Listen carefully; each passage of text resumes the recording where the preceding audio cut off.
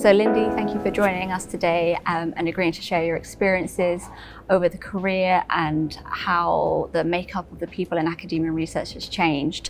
So I wonder if first you could quickly give us a quick timeline of your career path, starting from what first got you interested in biology. Yes, of course. I mean, it's a real pleasure to be here today.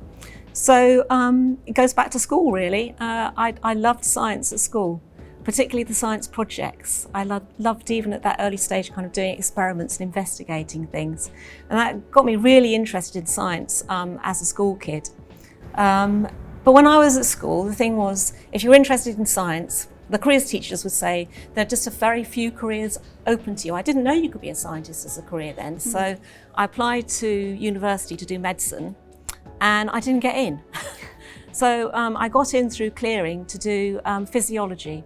BSc in physiology, and that's actually a great example of where a failure can actually be a turning point in your life, because when I got to university I realised it's actually physiology, it was science that I wanted to do. I wasn't interested in sick people at all, so it worked out very well. So I stayed at Cardiff University. I did my degree in physiology. In my final year of my degree, I had my elder daughter, so I took a career break for 2 years. I took maternity leave, and then I picked up again when I came to Southampton to do a master's in biochemical pharmacology, and I've been here ever since. And I have to say, University of Southampton has been a fantastic place for me to build my career. I've worked with some lovely people, I've had some excellent support. So in 2006, I became a professor of neuroscience.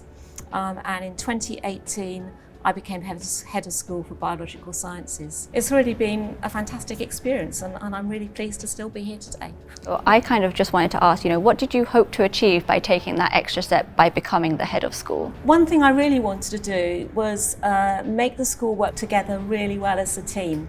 So I think that's very important, so that everyone in the school felt valued, whatever they were doing within the school. The other thing I recognised is that we're fortunate in the school to have very talented individuals working in research, and what I wanted to do was to try and help the school to be as successful as it could in those ventures, to really make the school a place where people felt they were optimised for success. Together with that, I think our ethos is very much about research and education going very much hand in hand.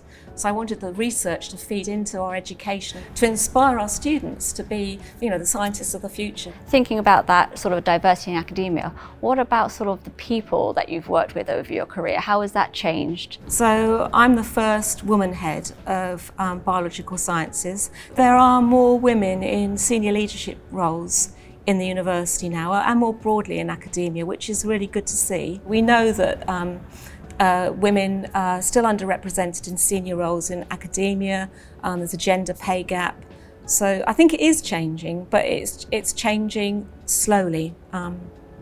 It's improving, but it's changing slowly. Just thinking more broadly, what do you think would be one key thing to try to do to achieve this? So I think that's a very difficult question, because I think there are lots of things that need to be done. But one of the things that's really important, I think helps, is inclusion. And by that I mean it is operating in a way where nobody feels excluded for any of the activities in the university. So I know when I was a junior academic, one of the things I used to struggle with was if I had to pick my daughter up from nursery.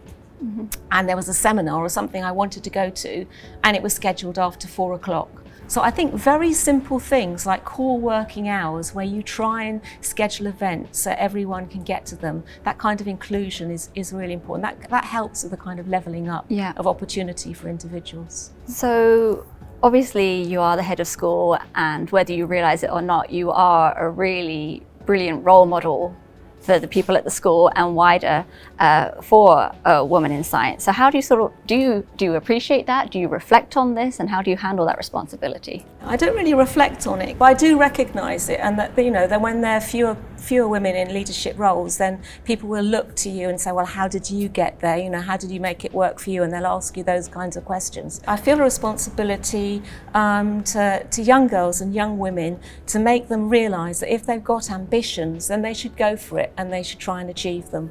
And that really nothing should stand in their way if they work at it. So I do go into schools.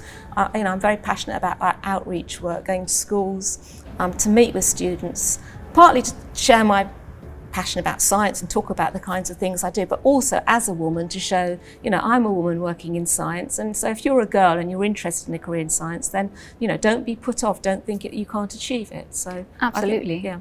So that's the sort of advice you would give to young people who are considering a career in science. Yeah, don't be put off, go for it. Yeah. Yeah.